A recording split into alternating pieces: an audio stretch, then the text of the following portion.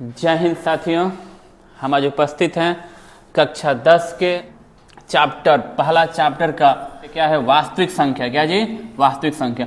वास्तविक संख्या अध्याय से वैसे क्वेश्चन जो आपके एग्जाम के लिए बहुत ही इंपॉर्टेंट हैं, VVI क्वेश्चन लेकर पहुंचे हैं और ये वैसे क्वेश्चन है जो आपके एग्जाम से सीधे टकराएंगे, इसलिए इसका नाम रखा गया है लड़ाकू प्रश्न। क्या जी? लड़ाकू प्रश्न। वैसे प्रश्न हैं जो कि एग्जाम पेपर में आपका सीधे ये क्वेश्चन टकराएगा, इसी टाइप के क्वेश्चन आपसे पूछेगा ये, ठीक है। तो ये जो भी क्वेश्चन, इसमें 16 क्वेश्चन लेकर आए हैं हम आपको, इस 16 क्वेश्चन को आप अच्छे से पढ़ लेते हैं, समझ लेते हैं और इस टाइप के क्वेश्चन पे आप प्रैक्टिस करते हैं तो आपको पहले अध्याय से जितने भी सारे क्वेश्चन पूछेंगे सभी क्वेश्चन आप बड़ी आसानी से बना सकते हैं, ठीक है। चलिए, और 1 साल में तैयारी किए होंगे सिर्फ हम 15 दिनों में पूरा करेंगे, इस बात पर ध्यान रखिएगा आप लोग। 15 दिनों में पूरा करेंगे हम लोग, एग्जाम के दिन तक आप लोग का पूरा कंप्लीट हो जाएगा गणित। चलिए हम लाते हैं पहला क्वेश्चन, लड़ाकू पहला क्वेश्चन। पहला लड़ाकू क्वेश्चन है हमारा जी, मार्कर चेंज कर लीजिए। हाँ, पहला क्वेश्चन क्या है जी कि दो लगातार विषम संख्याओं, क्या जी? विषम संख्या, दो लगातार विषम संख्याओं का मौसा क्या होगा, मतलब HCF। क्या जी? HCF क्या होगा? दो लगातार विषम संख्याओं का। विषम संख्या कौन लेती है जी? 1, 3, 5। तो इनका जो आप मौसा लाएंगे तो इनमें क्या होगा? दो लगातार कोई भी मौसा होता है, ऐसी दो लगातार कोई भी विषम संख्या होगी तो वो सहभाज्य संख्या होती है और सहभाज्य संख्याओं का मौसा होता है 1। क्या होता है जी? 1। तो इसका आंसर क्या होगा जी? 1। 0 तो कभी किसी का HCF होता ही नहीं है, 0 तो कभी किसी का HCF होता ही नहीं। पहला क्वेश्चन तो ऐसे ही कट जाएगा। चलिए अगला पढ़ा जाए, अगला क्वेश्चन देखा जाए, इंपॉर्टेंट, मोस्ट इंपॉर्टेंट लड़ाकू क्वेश्चन कौन सा है जी? हाँ, दो संख्याएं दी हुई है A और B और ये अभाज्य संख्या है। A और B क्या है जी? अभाज्य संख्या। तो दो अगर अभाज्य संख्याएं हैं और उनका लॉसअप पूछा जाए तो दो अभाज्य संख्याओं का जो LCM होता है वो उनका क्या होता है? गुणनफल होता है। क्या होता है जी? उनका गुणनफल होता है। यानी A और B दो संख्या जो दी हुई है उनका लॉसा क्या हो जाएगा जी? लॉसा मतलब LCM। क्या जी? LCM। LCM क्या हो जाएगा उनका? LCM। क्या जी? LCM। LCM क्या होगा जी? AB होगा। क्या होगा जी? AB होगा। अगला क्वेश्चन देखते हैं, मोस्ट इंपॉर्टेंट तीसरा क्वेश्चन है हमारा। तीसरा क्वेश्चन क्या है जी? तो 5005 के अभाज्य गुणनखंड, 5005 के अभाज्य गुणनखंड कितने होंगे? कितने अभाज्य गुणनखंड इसके बनेंगे? चलिए जल्दी से देखते हैं हम लोग इस क्वेश्चन को। 5005 में सबसे अभाज्य संख्या से अगर भाग करेंगे तो वो होगा 5 से भाग जाएगा, एक बार 0 0 और एक बार। अगला अभाज्य संख्या इसमें भाग करेगा 7। क्या जी? 7। 7 एकम 7, 7 चौक 28 और 7 तिरिका 21। अगला अभाज्य संख्या 7 से नहीं होगा तो अगला अभाज्य संख्या कौन सा होगा जी? 11। 11 से भाग करेंगे तो 11 एकम 11 और 11 तिया 33। हम देख रहे हैं कि अभाज्य संख्याएं कितनी बनी? 4। कितनी जी? 4। यानी आपका अभाज्य संख्याएं कितनी इसमें बन रही हैं? 4 अभाज्य संख्याएं इसमें होंगी। इसके अभाज्य गुणनखंड में कितने संख्याएं होंगी? अभाज्य गुणनखंड करेंगे तो हमको 4 संख्याएं मिलेंगी। चलिए 4 अभाज्य संख्याएं मिलेंगी। अगला क्वेश्चन कौन सा है जी हमारा? लड़ाकू। हाँ जी, ये भी लड़ाकू क्वेश्चन है। 0.375। ये तो बहुत ही आसान टाइप का क्वेश्चन है, इसको देखिए बहुत आप आसानी से बना सकते हैं। दशमलव के बाद कितना अंक है? तो दशमलव के बाद देख रहे हैं कि 3 अंक है। कितना जी? 3 अंक। दशमलव के बाद जितना भी अंक हो 10 के पावर उतना कर दीजिए, 10 के पावर उतना कर दीजिए, कोई दिक्कत?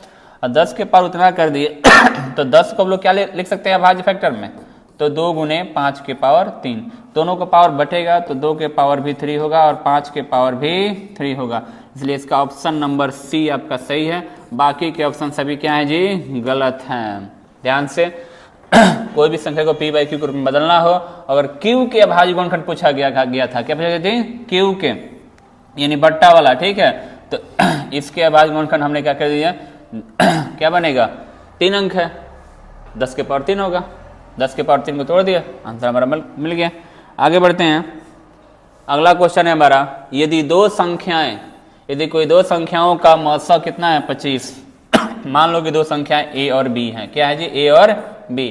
तो A और B का मौसा है इतना और लौसा है 50। तो दो संख्याओं का जो गुणनफल होता है, दो संख्याओं का जो गुणनफल होता है वो उन्हीं दोनों संख्याओं के LCM और HCF के गुणनफल के बराबर होता है। तो दो संख्याओं का लौसा कितना है जी, तो 50, मौसा कितना है जी, तो 25, मौसा कितना है जी 25। तो इन दोनों का गुणनफल क्या हो जाएगा हमारा, इन दोनों का गुणनफल हो जाएगा 1250। क्या जी 1250। पहला ही ऑप्शन सही है आपका, पहला ही ऑप्शन क्या जी आपका सही है। बहुत ही इंपॉर्टेंट फार्मूला भी है जो फार्मूला आप देख रहे हैं, ए इंटू बी। ए और बी क्या है जी, तो दो हमारे संख्याएं हैं, दो संख्याएं हैं जिनका गुणनफल क्या होता है जी, इन्हीं दोनों संख्याओं के क्या जी, किसके एलसीएम, ए और बी के एलसीएम और ए और बी का ही एचसीएफ, इन दोनों के गुणनफल के क्या होता है, बराबर होता है। तो इसका पहला ऑप्शन क्या हो जाएगा आपका जी, पहला ऑप्शन ही इसका आपका आंसर होगा। चलिए हम बढ़ते हैं अगले क्वेश्चन पे। अगला क्वेश्चन ही हमारा क्या लड़ाकू प्रश्न है। लड़ाकू प्रश्न में 64 के वर्गमूल, 64 का वर्गमूल कर दीजिए और 64 का घनमूल कर दीजिए, 64 का घनमूल कर दीजिए। तो 64 का वर्गमूल क्या होता है 8, इसका घनमूल क्या होता है 4, और इसमें इससे भाग कर दीजिए, भाग करेंगे तो कितना आएगा 2, कितना आएगा जी 2, यानी इस क्वेश्चन का आंसर क्या होगा 2। ये भी बहुत इंपॉर्टेंट क्वेश्चन है, कई बार पूछा जा चुका है, ध्यान दीजिएगा। आगे बढ़ते हैं, अगला क्वेश्चन देखते हैं इन दोनों संख्याओं का। तो एक संख्या है 6x के पावर 4y और एक संख्या है 12xy। देखिए इसका मौसा पूछा गया तो फैक्टर कर लेते हैं, जो संख्याएं दी हुई हैं। तो 6 को लिख सकते हैं 2 इंटू 3 और x के पावर 4 इंटू वाई। इसको लिख सकते हैं क्या जी, तो 4 गुने 3, तो 4 गुने 2 के पावर 2 और 3, 4 के पावर 4 गुने 3, सॉरी 2 के पावर 2 गुने 3 इंटू एक्स वाई। इसका चाहिए आपको एचसीएफ, क्या चाहिए जी एचसीएफ चाहिए इसका। एचसीएफ कैसे लाएंगे, दोनों में जो भी नंबर कॉमन है उसको लिख दिए। तो कॉमन क्या है जी 2 है, 3 है, x है और y है।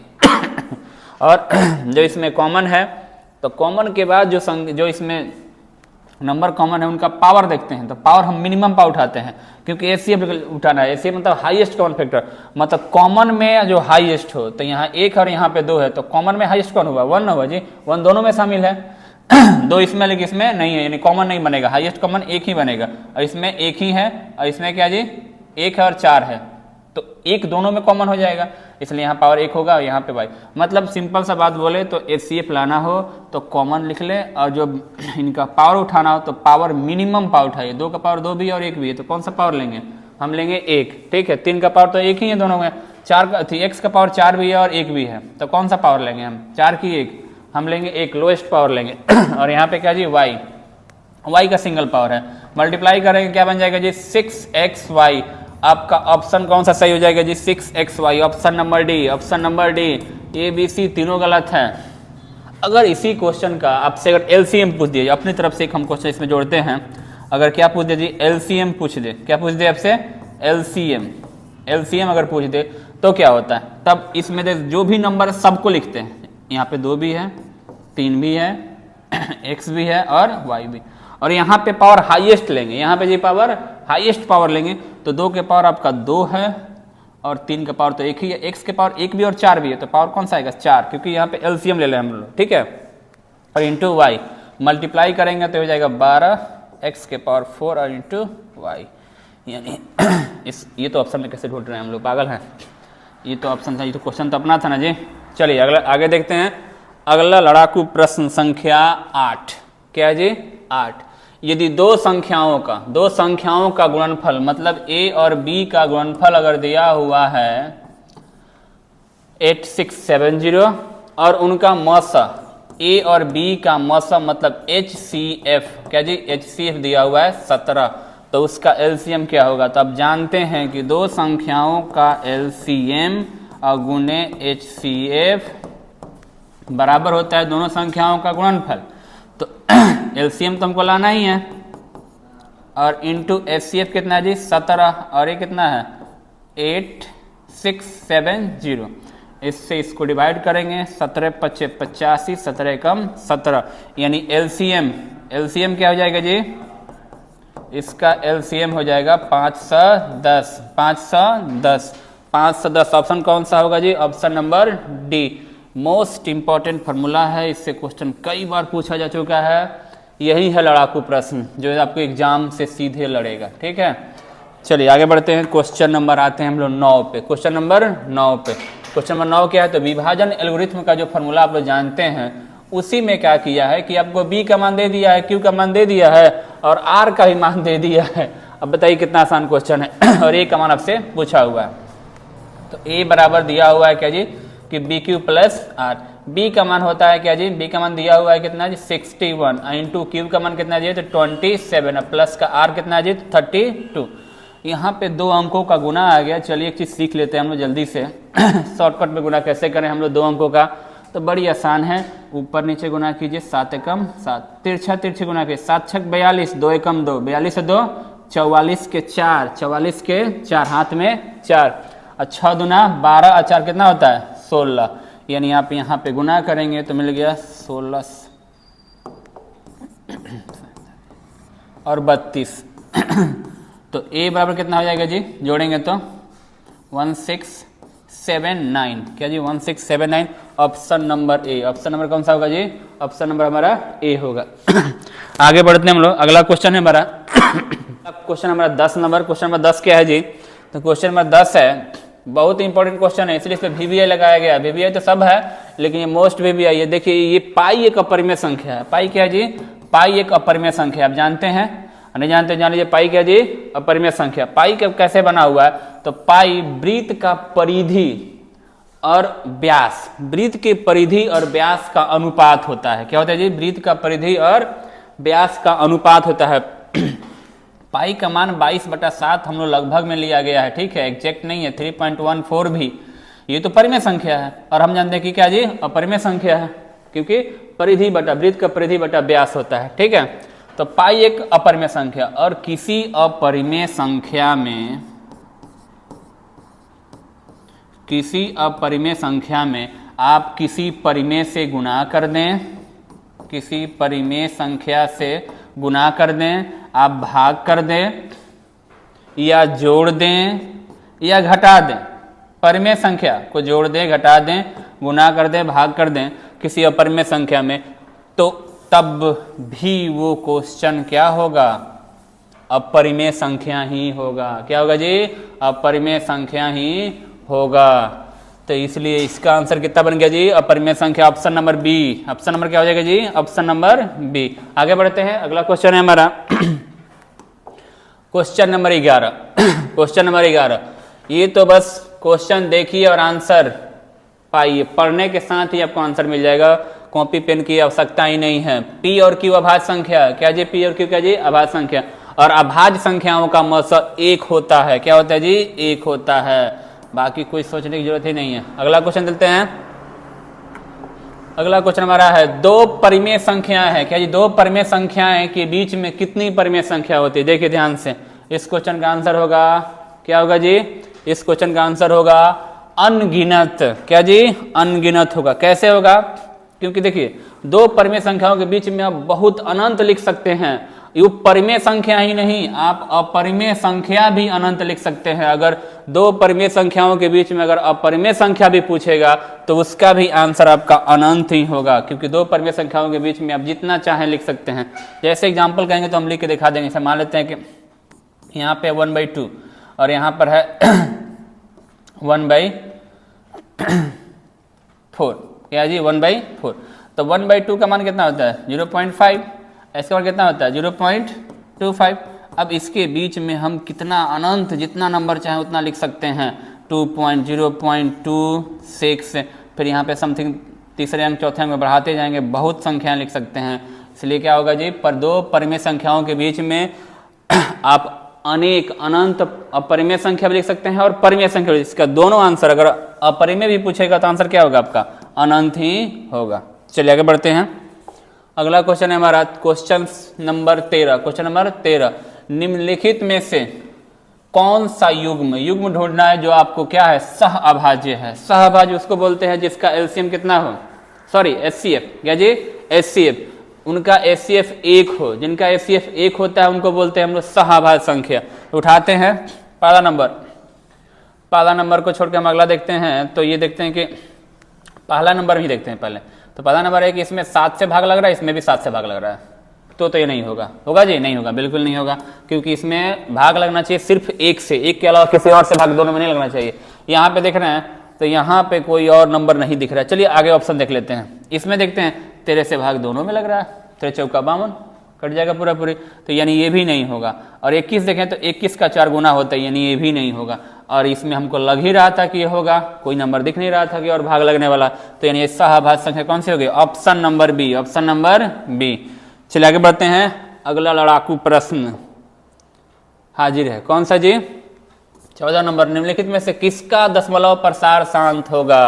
दशमलव प्रसार शांत वाला कहानी अब थोड़ा सा प्यार से समझ लीजिए, ऐसे समझ लीजिए कि फिर ऐसा क्वेश्चन कभी भी आए तो आपसे छूटेगा नहीं, ठीक है। देखिए कोई भी संख्या जो परिमेय संख्या p बाई क्यू के रूप में होती है, तो अगर p बाई क्यू में कुछ कटने वाला है तो कटा दीजिए, और कटने के बाद अगर आपका जो q बच रहा है तो q पे आप फोकस कीजिए। q का अगर फैक्टर 2 के पावर m गुणे 5 के पावर n के रूप का है, तब तक तो ये संख्या क्या होगी? शांत होगी। क्या होगी जी? शांत होगी।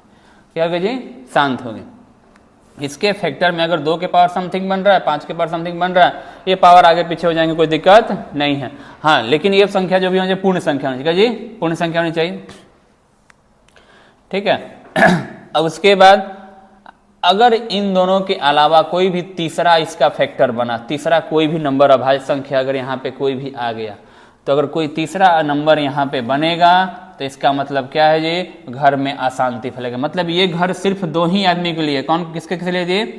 तो 2 और 5, 2 अकेले रहे तब भी ठीक है, 5 अकेले रहे तब भी ठीक है, 2 5 दोनों साथ में रहे तब तक ठीक है। इन दोनों के अलावा तीसरा कोई घर में भटकेगा तो फिर क्या होगा? घर में अशांति फैलेगी और वो संख्या क्या बन जाएगी? अशांत बन जाएगी। क्या बन जाएगी? अशांत। अशांत में आवर्ती बनेगा। अशांत में क्या होगा जी? अशांत आवर्ती। क्या होगा जी? अशांत आवर्ती हो जाएगा, अशांत आवर्ती। चलिए तो इसमें देखते हैं कौन सा 75 उठाते हैं। 75 को देखेंगे तो क्या होगा जी? लिख सकते हैं क्या जी? तो 3 गुने 25, तो 25 के 5 गुने 5, तो 3 तो जैसे 3 दिखा हमको, मारिए गोली, इसको हटा दीजिए। ये होगा जी? नहीं होगा, क्योंकि इस घर में सिर्फ 2 और 5 का ही जगह है, 3 आ गया, भगा दीजिए। इस 88 को हम सिर्फ क्यू पे फोकस कर रहे हैं, बट्टे वाले पे, कुछ कट नहीं रहता। 88 को तोड़ेंगे तो 8 गुने 11, 11 आ गया। होगा जी? बिल्कुल नहीं। इसमें आते हैं 210। 210 में क्या दिख रहा है जी? तो 210 को तोड़ेंगे तो क्या देगा? 3 सत्ते 21, 3 गुने 70, भैया फिर 3 आ गया। हमको 3 चाहिए ही नहीं, 2 चाहिए, तो ये भी नहीं होगा, तो ये भी ऑप्शन कट गया। जब 2 ऑप्शन नहीं 3 ऑप्शन कट गया और 1 ऑप्शन बच रहा है, तो देखने की जरूरत नहीं है, रंग दीजिए कि ऑप्शन यही होगा। लेकिन फिर भी हम लोग देख लेते हैं कि ये कैसे होगा, ठीक है। यहाँ पे देखते हैं, इसको थोड़ा जगह खाली करते हैं। आ जाइए यहाँ पे, देखिए 1600 को फैक्टर बना दिया जाए। 2 से करेंगे 800, 2 से करेंगे 400, फिर 2 से करेंगे तो 200, फिर 2 से करेंगे तो 100। क्या होगा जी? 100।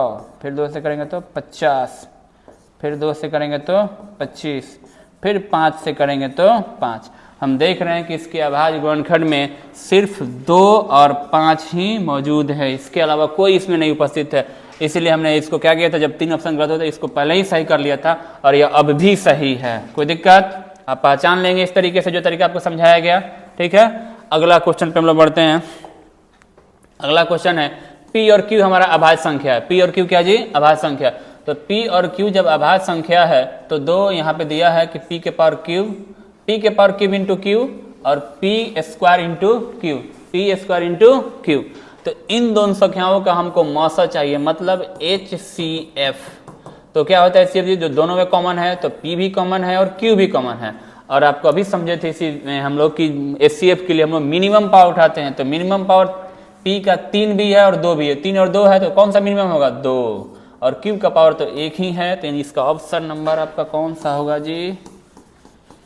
बी। कौन सा होगा जी? Option number B. अगला और अंतिम लड़ाकू प्रश्न, अंतिम कौन सा है जी? लड़ाकू प्रश्न। तो किसी धनात्मक पूर्णांक Q के लिए, क्या जी? धनात्मक पूर्णांक Q के लिए प्रत्येक धनात्मक विषम पूर्णांक, कौन सा जी? विषम पूर्णांक जो संख्या होगी उसका रूप होता है कैसा? सभी ऑप्शन में देख रहे हैं कि 6 मल्टीप्लाई कर रहा है, तो 6 क्यूब के साथ मल्टीप्लाई, जैसे कि यहाँ तो 6 तो सम संख्या है और सम संख्या से किसी में गुना कर देंगे तो सम संख्या हो जाएगी, यानी सब सम संख्या 6 क्यूब दिख रहा है। और एक बात आप जानते होंगे कि सम संख्या में सम संख्या को जोड़ेंगे तो सम संख्या ही होगा, और विषम संख्या में विषम संख्या को जोड़ेंगे, विषम संख्या में विषम संख्या को जोड़ेंगे तब भी सम संख्या ही होगा। और अगर विषम संख्या में हम क्या कर दीजिए, विषम संख्या में अगर हम क्या कर दें, सम संख्या को ला करके जोड़ दें तो क्या बनेगा, तो हमारा विषम संख्या बनेगा। क्या बनेगा जी, विषम संख्या बनेगा।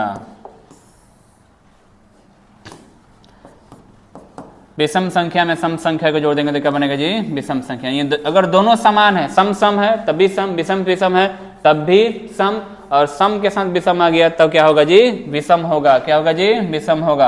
अब इसी लॉजिक पे ध्यान देते हैं। तो ये तो हमको पता है कि सम संख्या, अब सम संख्या कुछ जोड़ा ही नहीं तो समय होगा, ये होगा समय होगा और ये भी सम होगा, यानी सम संख्या तो हमको नहीं चाहिए, सम संख्या हमको नहीं चाहिए, सॉरी सम संख्या हमको नहीं चाहिए, हमको क्या चाहिए, विषम संख्या। क्या चाहिए जी, विषम संख्या, यानी ऑप्शन नंबर सी हमारा यहाँ पे विषम संख्या दिख रहा है। अगर इसी क्वेश्चन में सम संख्या पूछा होता तो क्या करते जी, 6 क्यूब, ये जो ऑप्शन पे इधर टिक किए हुए वो क्या होता, सही होता। तो इन्हीं सभी क्वेश्चनों के साथ आज के क्लास खत्म करते हैं, कल फिर मिलेंगे। ये बहुत ही मोस्ट इंपॉर्टेंट क्वेश्चन हैं, इनको आप बार बार देखिएगा, इतनी बार देखें कि आपको ये बिल्कुल समझ में आ जाए। और इस टाइप के क्वेश्चन आप जरूर क्वेश्चन बनाएं जिससे कि आप ये पेपर में जो पहला अध्याय है वो बिल्कुल क्या हो जाए, आसान। VVI क्वेश्चन है ये, VVI क्वेश्चन छोड़िएगा नहीं, लड़ाकू प्रश्न। चलिए।